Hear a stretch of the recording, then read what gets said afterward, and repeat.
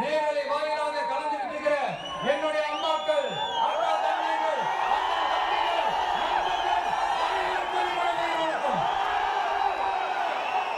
இப்போ நான் எங்கே வந்திருக்கேன்னா மதுரை மாநாடு தான் வந்திருக்கேன். கோயம்புத்தூரில் போட்டாங்க போக முடியல. மதுரை நம்ம சொந்த மண், நம்ம போகாமல் இருப்போமா அப்படின்னு சொல்லி பஸ்ஸில் ஏறி வந்துட்டேன். எப்படியோ முன்னாடி என்ட்ரன்ஸே வேறு லெவலில் இருந்துச்சு. அப்புறம் உள்ள என்ட்ரன்ஸ் பார்த்தீங்கன்னா பாருங்கள் நீங்களே. அப்புறம் அண்ணி நல்லா பார்த்துட்டே இருக்கேன் கடைசி வரைக்கும். செம்மையாக இருந்துச்சு. ஃபுல்லாகவே வீடியோ எடுத்திருக்கேன். கொஞ்சம் சப்போர்ட் பண்ணுங்கள். முன்னாடி என்ட்ரன்ஸ் இப்படி தாங்க இருந்துச்சு. எப்படினாலும் ஸ்டேஜுக்கு பக்கத்துலலாம் போய் உட்காந்துடணும். அந்த ரேங்க் பாக்ஸ் சொல்லுவாங்களா அதெல்லாம் போய் உட்காந்துடணும் அப்படின்னு சொல்லி அவளோட போயிட்டு இருந்தேன். இப்போ பாருங்கள் ரொம்ப சந்தோஷமாக இருக்குது. விஜயை பார்க்க போகிறேன்டா அப்படின்ற மாதிரி. அப்புறம் ஒருத்தர் கலர் பார்த்தீங்கன்னு வச்சுக்கோங்க, தலையில் முடியில் வந்து ஹேரில் வந்து ரெட்டு எல்லோ கலர் அடிச்சிருந்தாரு. வரலாறு திரும்புகிறது. வெற்றி பேரணியில் தமிழ்நாடு என்று உறக்க சொல்லி தொடங்குகிறது.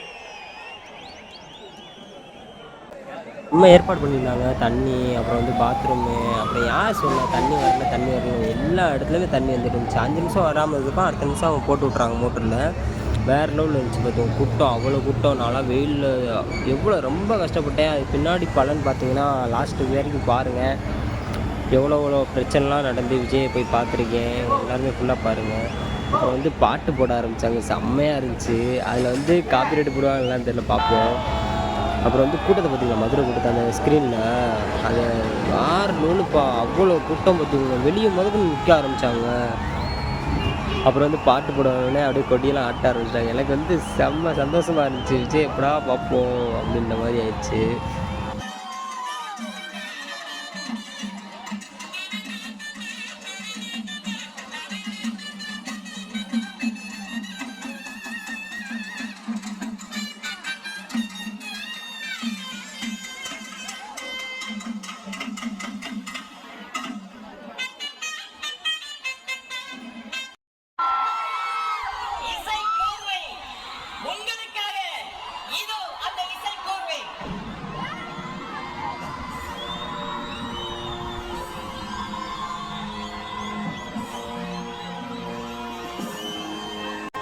வந்து விஜய் வர்றதுக்கு 10 சாங் போட்டு வர வைக்க போகிறாங்க. அதுக்கு தான் அந்த சாங் போட்டுருந்தாங்க. வேறு ரோல் எல்லாருமே அப்படியே அந்த சாங்காக படித்தாங்க. செம்மையாக இருந்துச்சு பாருங்கள்.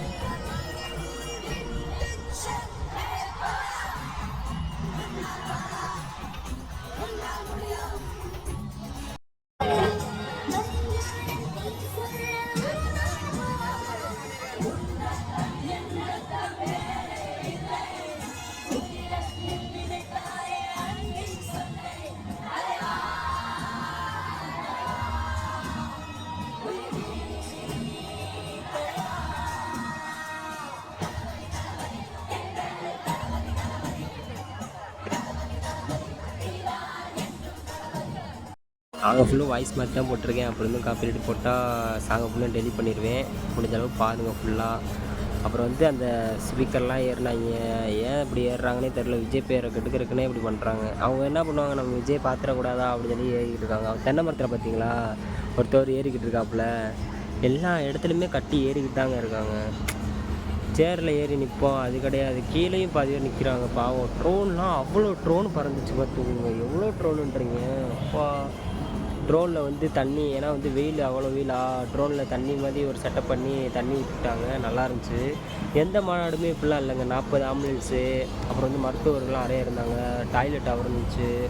எல்லாமே நல்ல வசதி பண்ணி கொடுத்தாங்க. நான் விஜய் ரசிகருக்காண்டி நான் அப்படி சொல்லலை.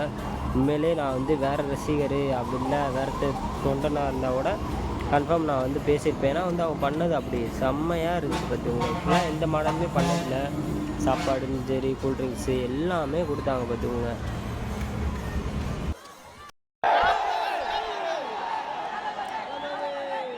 தொலைக்காட்சி நேரலைகள் நெருப்பு பிடித்து எரிய தொடங்கும் நொடி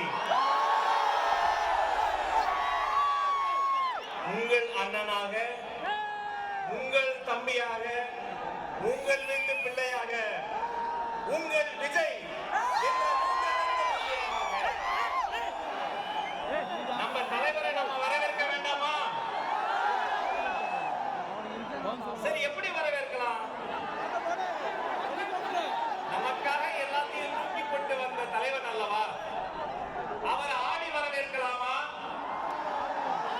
பாடி வரவேற்கலாமா?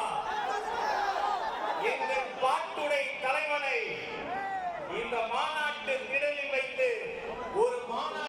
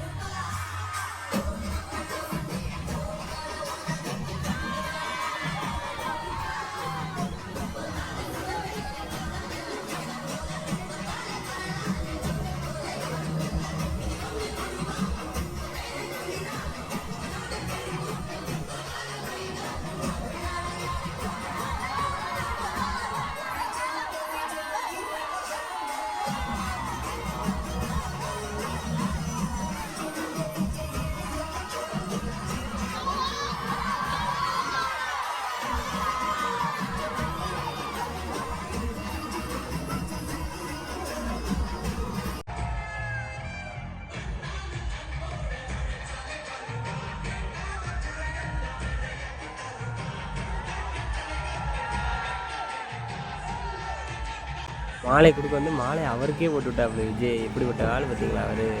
வேறு லோடுப்பா.